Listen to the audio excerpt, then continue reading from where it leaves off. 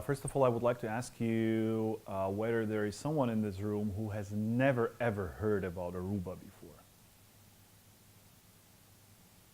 Ah, thank you for your honesty. That's really nice. That's really cool. Okay, perfect. So we're not a travel agency. Even though I have a plane on the slide, we're not a travel agency. No honeymoon planning, nothing like that. I mean, we're really doing serious IT thing here. What is really nice, Aruba is not only doing Wi-Fi, it's not only doing the introspect thing I was talking about previously, but what we also do is we have created something Americans refer to as an ecosystem. That means we have put different groups of products together, we developed, and we made a whole solution out of it. So we can address quite a lot of different needs you might have in your office environment. And one of the things is, of course, I would like to begin with is login management. So for login management, we currently have two solutions which could be interesting. The first solution we have is called Aruba Central, which is cloud-based. The other solution is called Airwave, and that is a multi-vendor management system that is on-prem in a virtual or a physical environment.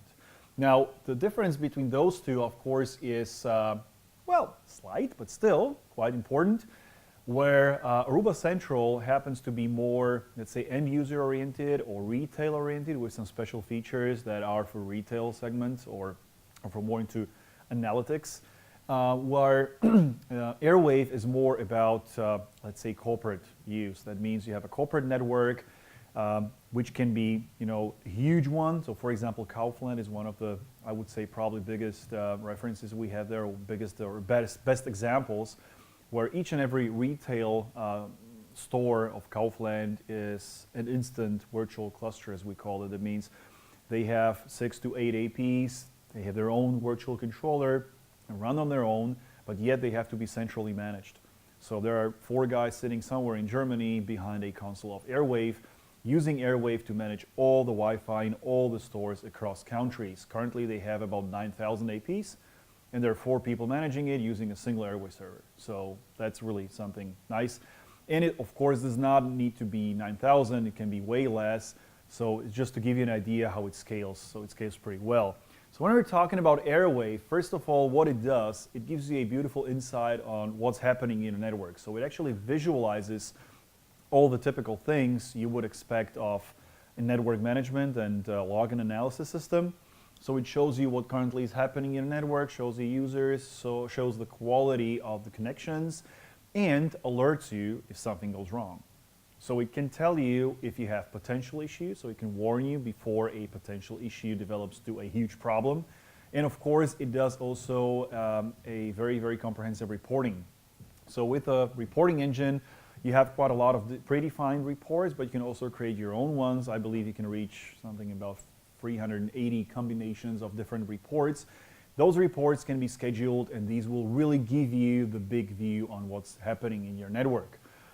You can also have something we call Aruba Clarity. That's a very nice routine should you have an Aruba Wi-Fi system in place. That actually measures what is happening whenever someone complains that, if he or she has a smartphone and you see the SSID name, you click on it, and then you have this little wheel on the left side spinning and spinning and spinning and spinning and spinning, sometimes for 5 seconds, sometimes for 15 seconds. And you're not really able to tell what is happening during the time of the wheel spinning. Clarity is the answer to it, because typically what Clarity would analyze is the time needed for association, the time needed for authentication, the time needed to get an IP address of the DHCP server, and then of course DNS, which also can become extremely crucial, because typically if DNS is slow or not working, it smashes the entire network environment. So this is what is happening in between, and this is where you can evaluate whether the problem could be some kind of association interference related problem, or if there is a problem with your authentication server, because that would kill your network as well. So this is one of the things. Of course, everything can be historically recorded. So typically, Airwave has the capability to go 5 years into history.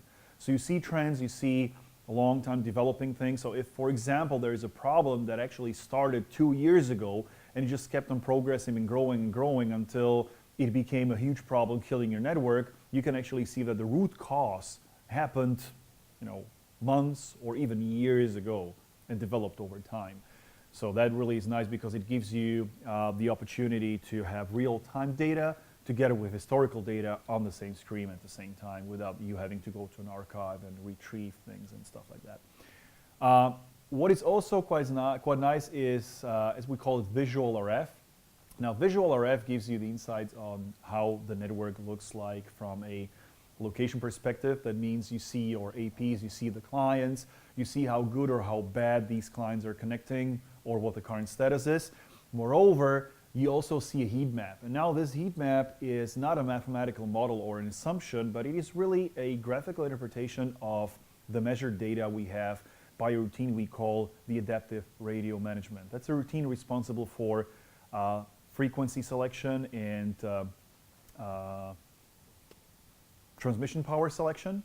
And since it is constantly monitoring the entire environment and reporting back to the controller so the controller can make the decisions, it also sees neighboring APs. So it can actually measure and report how well or how bad the network can be heard or how the APs hear each other.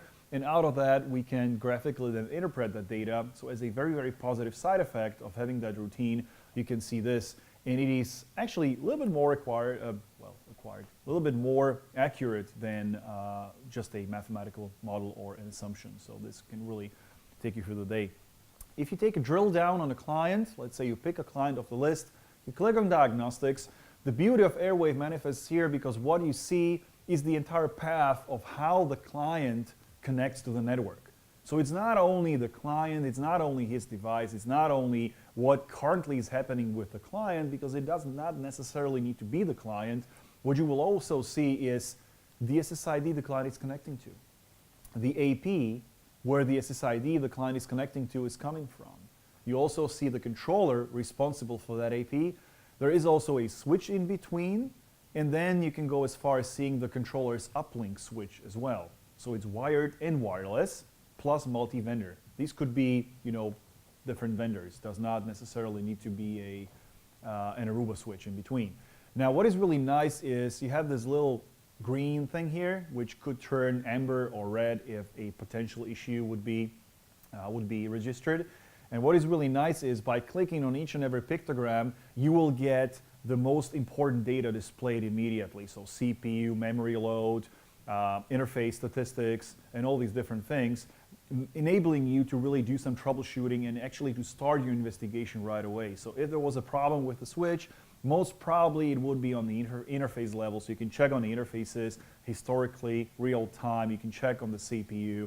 You can make sure that there is no interference if it was a Wi-Fi radio. You can check the utilization.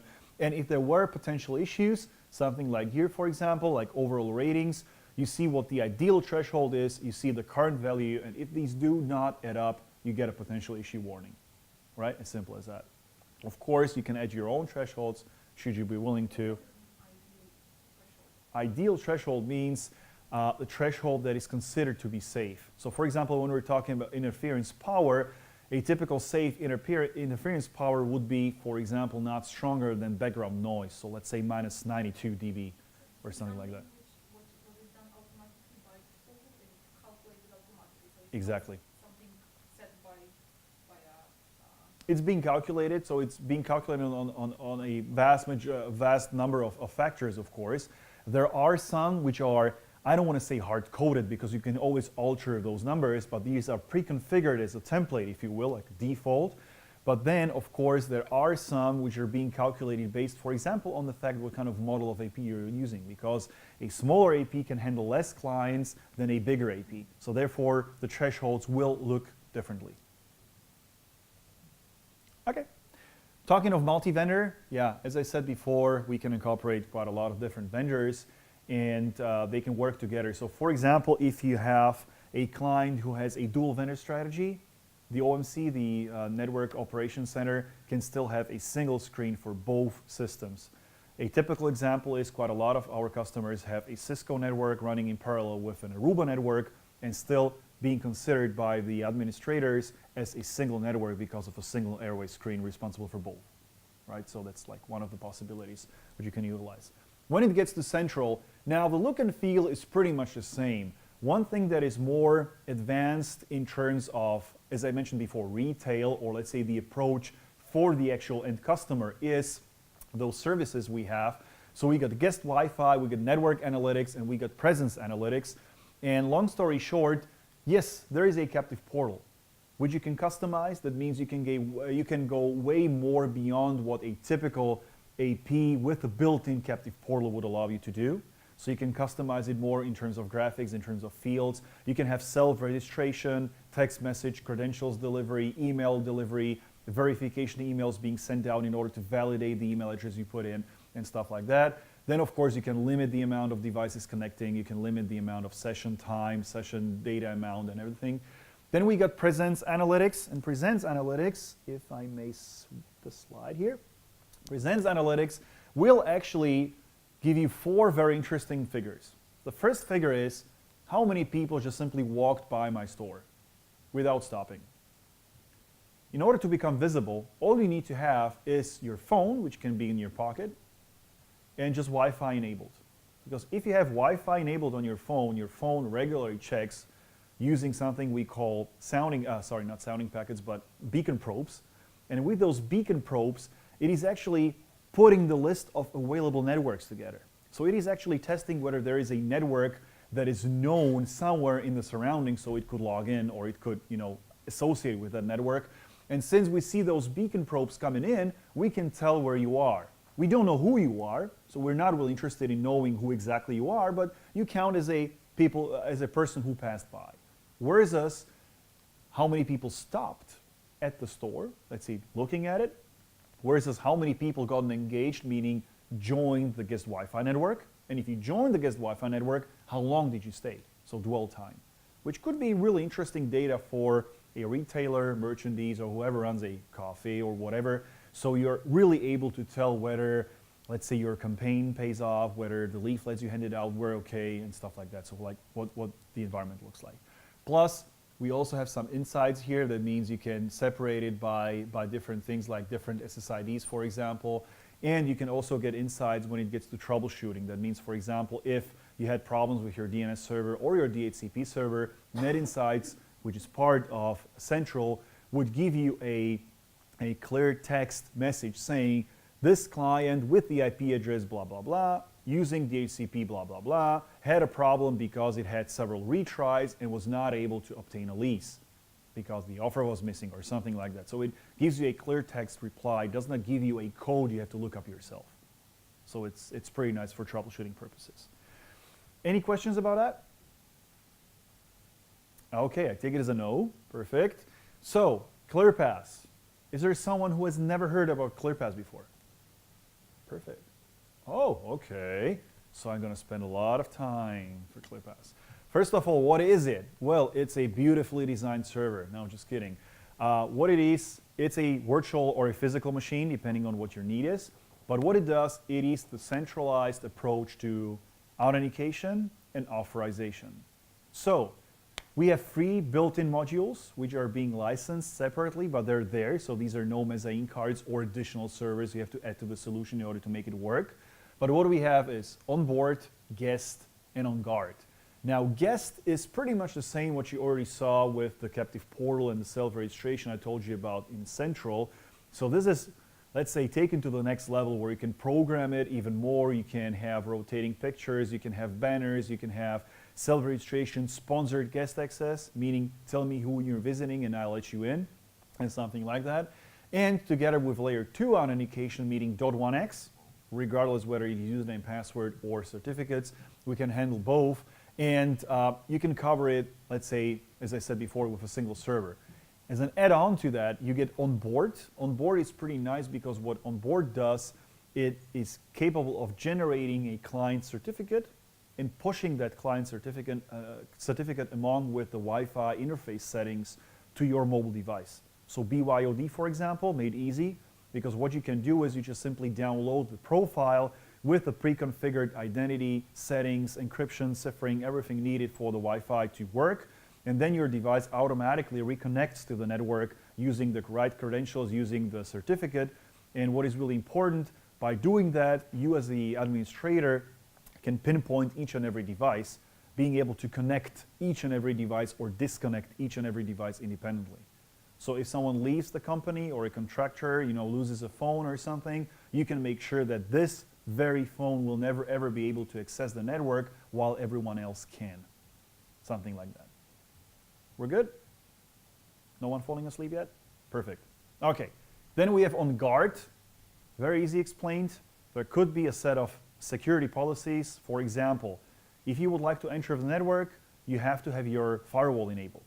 If you would like to connect, you have to have your antivirus engine running, and the signatures and patterns may not be outdated.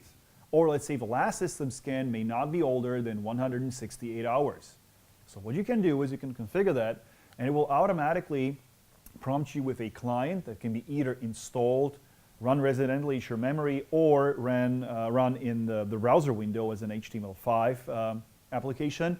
And what is important, it actually scans the system for integrity. That means it makes sure that you obey all the security rules which had been agreed on. And if there is a problem, we can either auto-remediate it, or we just simply put you into a quarantine with a captive portal saying that, look, you have to enable your firewall because otherwise we're not letting you in. Would you like to add something to it? Because that's our expert here. It's a way of ensuring that somebody has a jailbroken device. Say, for instance, over the weekend they've downloaded some software, and all of a sudden they come back on your live network to ensure that they don't bring any virus or any situation into your network. Protecting yourself and not just blaming the network. It tells you exactly, and sometimes you can even open the ticket for you and say, I'm going to open ticket number blah, blah, blah for you. So when you call the help desk, they know it's you, they know what's happening, and they can advise you accordingly. So. Exactly. So over to you, Simon. Okay, so yeah, what is also very important, we have a device profiler. But here at this point, I would like to cut my presentation and show you how it actually looks like in the real world. So let's hope it's still online and working. Nope. Okay, let me just log in. So you probably have noticed that we have a guest network running here in this, on this floor. And the guest network is actually the front or the back end for the authentication system, or for the entire authorization. Authorization happens to be the ClearPass policy manager here we're currently looking at. So one of the things that is very important here is the access tracker. Now this is a very, very nice approach to logging each and every event we have in the network. So instead of looking at a bunch of syslog lines, you have to be able to interpret first, and then secondly, put them somehow into relations and adjacencies. Here you can really see very easily, okay, this is a positive authentication, this is a negative authentication. If it was negative, okay, let's click it. What was going on? Okay, so there was something, someone was doing MAC authentication, there is an alert. Oh, by the way, yeah, user not found. So we actually, it was an unknown device, we did not know the MAC address, so we did not let it into the network. As simple as that. If we take a look at something that was positive, let's say Michał here, one of our engineers. So we see the username here, host and everything. We see that he actually authenticated. We let them in. You can follow that process. That means you see the authentication method. You see where we sourced the user. That means he was stored in the local database of ClearPass Policy Manager. So this is where we looked it up. It, of course, could be more databases on either round robin or fail through methods. So we could be looking at several data stores, searching for that user. And if there is something wrong, as I said, you get a clear text reply why something had happened, and you don't really need to look it up somewhere.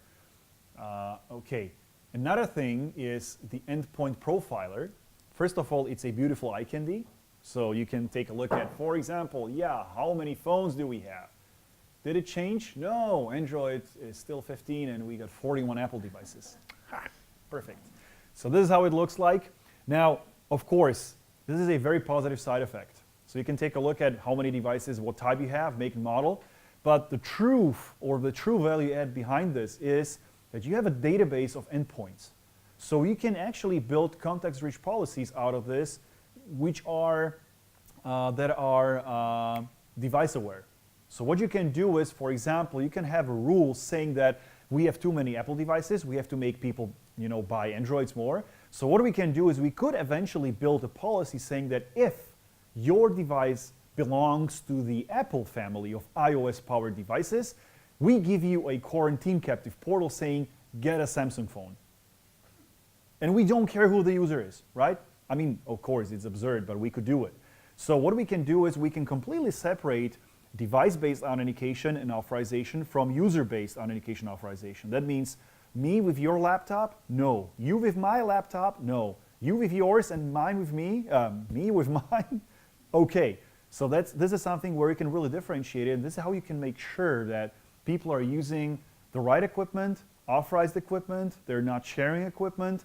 And for example, if you have a BYOD device, it can be completely, authorized in a different way using different resources, different bandwidths, VLANs, etc., only because it is a non-corporate issued device, for example. Any questions so far? No questions. All right.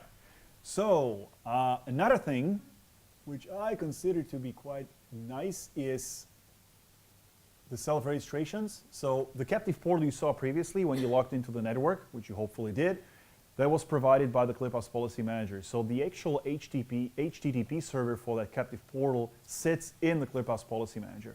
Now when you take a look at it, don't get scared. This is how it looks like. Very simple. Why is it simple? Because everything is in plain sight. Here you have the page, which is being displayed when you log into the network.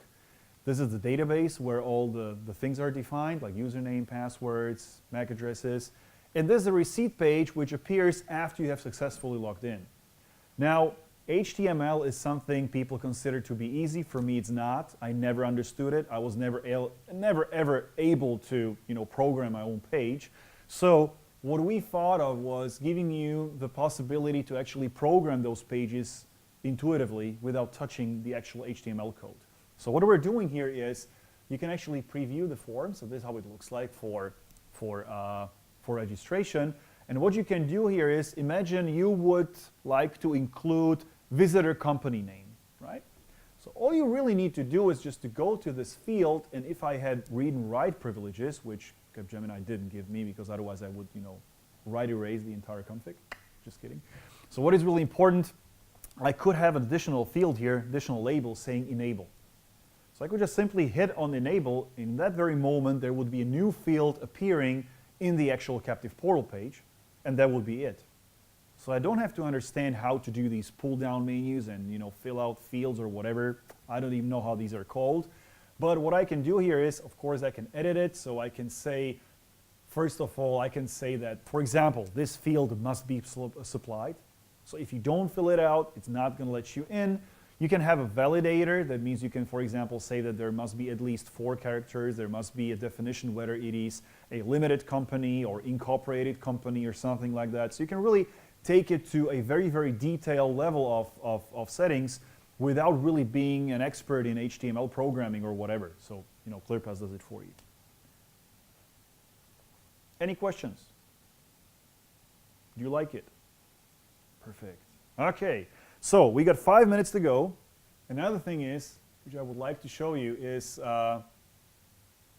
this little thing here. And this thing here is called Meridian.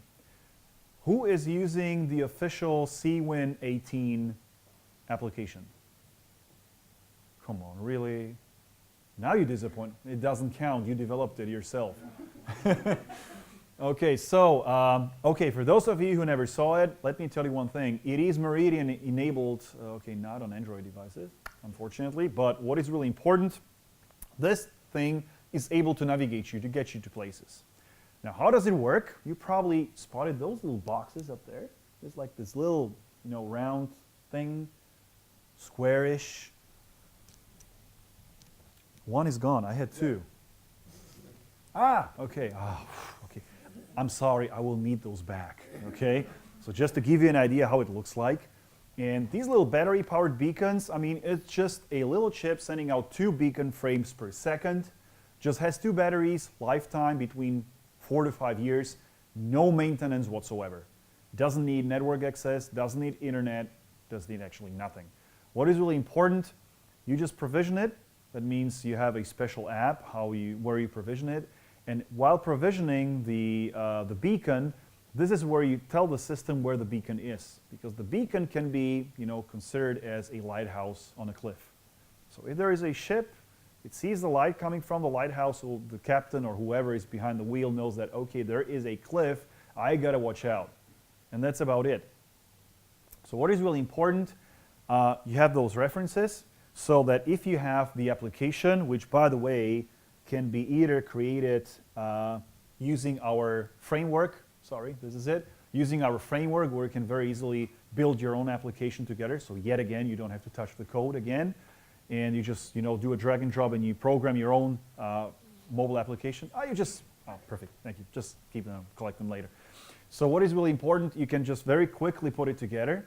And then you got two options. Either you use us to publish it in both Google Play and Apple App Store, or if you already have your own application, like for example the Capgemini guys had, what they did was they opted in for something we call the SDK, or Self-Development Kit.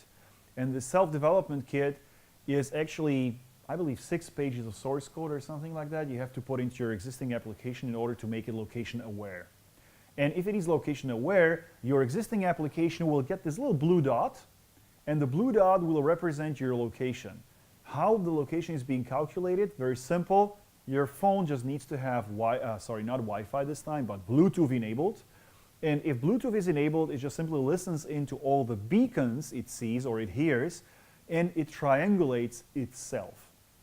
So we don't need any third-party engines, no servers, nothing. Just your phone with the application and the beacons.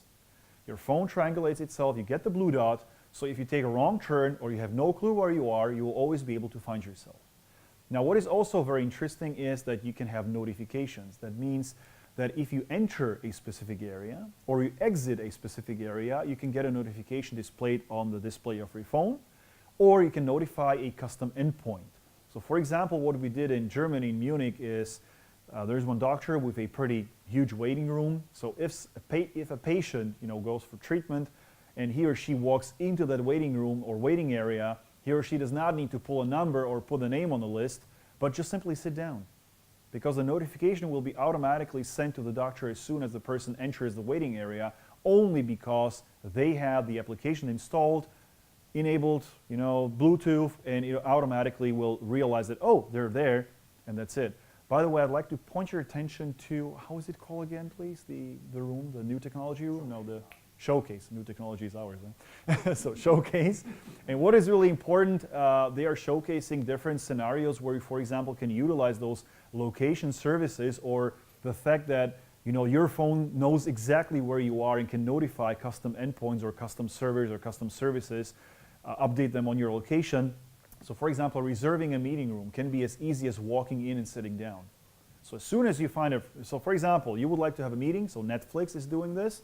If you would like to have a meeting, you just simply take Meridian out of your pocket, you say, okay, where's the closest free meeting room? It will navigate you to the closest meeting room, meeting your requirements, capacity, equipment, and everything. You just simply walk in, and because you walked in, the meeting room is already reserved. If you walk out prematurely, so there is no time-based reservation system, but it's really presence-based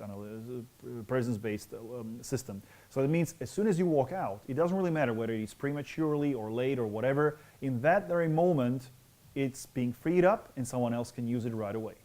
So it really optimized the way people are using meeting rooms. And for example, another thing is they have this multimedia meeting rooms where you have a conferencing system, audio-visual. And the biggest hassle is finding the meeting ID. So you walk in, you would like to host a meeting, you would like to join a meeting, you have to have all the information on hand, because otherwise you do not really know what meeting to join. So what you can do is you just take your phone, you put it onto the desk in front of you, so the system knows who you are based on the fact that the phone is in that room. And all you need to do is just say, Alexa, I'd like to join my meeting. And the system will figure out the rest. And that's in short Meridian. So I would like to invite you to that room, please, to actually see that demo, how it works. And there you also see some asset tracking beacons we have to track down different things we attach beacons to. And otherwise, if you have any questions, I'm more than happy to answer them. At least one. Try me, please. Yeah.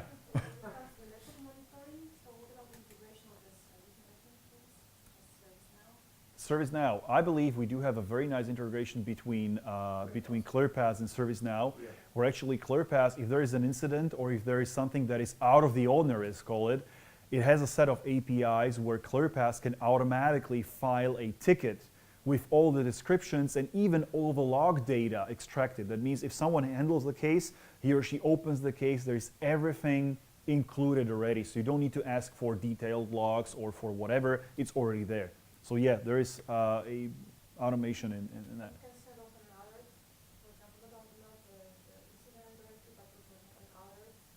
The setting also has like a monitoring console. Mm-hmm. So, okay, so it can be sent in a different form than it is in Yeah, Some APIs. yeah, so there are APIs. I mean, you don't have to really file a case. It can also be on, you know, as soon as something happens, there can be a trigger, and using the API, it will trigger, okay, this had happened, or this requires your attention. And then, obviously, if you would like to take it to the level of opening a ticket, you can have ClearPass opening a ticket as well. But then Simon is the expert here, so he will be able to tell you even more on that.